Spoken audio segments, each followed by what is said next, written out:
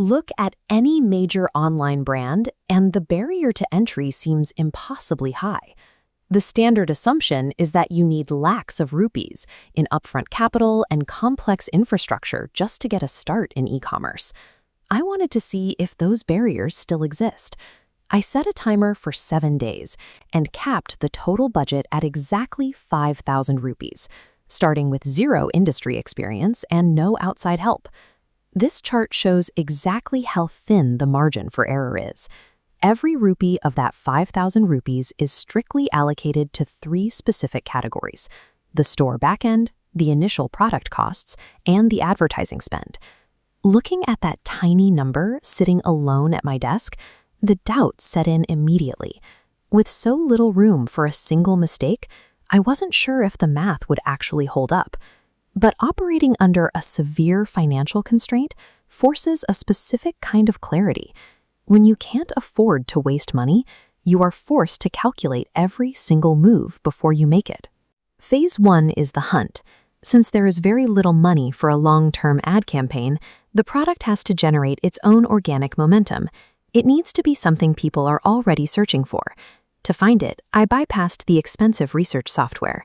I spent hours manually checking free product research sites and cross-referencing their data against the organic trends currently moving through Instagram and TikTok. The search narrowed down to 5 specific categories gaining traction in the Indian market: mini printers, smartwatches, car gadgets, portable blenders, and LED room lighting. This decision matrix plots those 5 categories against 3 metrics: viral potential, sourcing cost, and market demand.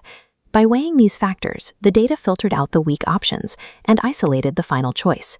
Rigorously validating a product concept through data before spending a single rupee turns the process from a blind guess into a calculated business decision.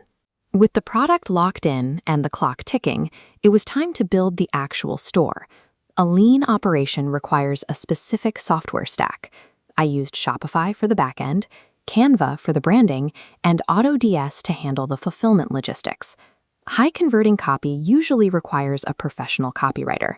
Instead, I routed the product specs through ChatGPT, instantly generating the entire store descriptions for free. This graph tracks every expense in real time. We started at $5,000, but after subtracting the domain, the Shopify setup, and the app fees, the available capital for ads dropped significantly. You don't need a large team to build a professional storefront anymore.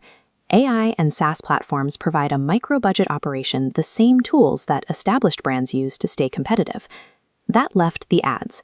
I loaded the remaining funds into Facebook and Instagram Reels and clicked launch. The budget immediately started bleeding into the red zone. Hour by hour, the spend drained toward zero, while the sales dashboard stayed completely flat. This is the psychological barrier of e-commerce. You are watching your limited cash disappear with zero return. The fear of failing the challenge is intense, and the temptation to just pause the ads and quit is everywhere. Surviving the weight of an unprofitable ad launch, not the technical setup, is the true barrier that stops most people from ever making a sale. By the final hours of the 7-day challenge, the budget was almost gone. I was just waiting for the screen to hit 0. And then, right at the very end, the long silence finally broke.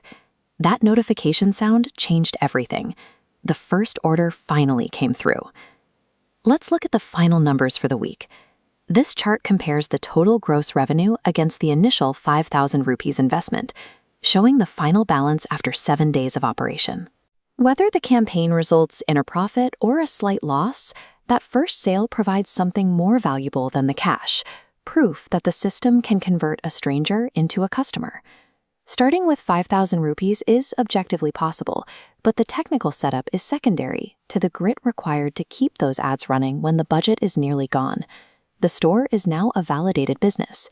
If you want to see how I try to scale this store to 1 lakh rupees in revenue in part 2, make sure you hit that subscribe button right now.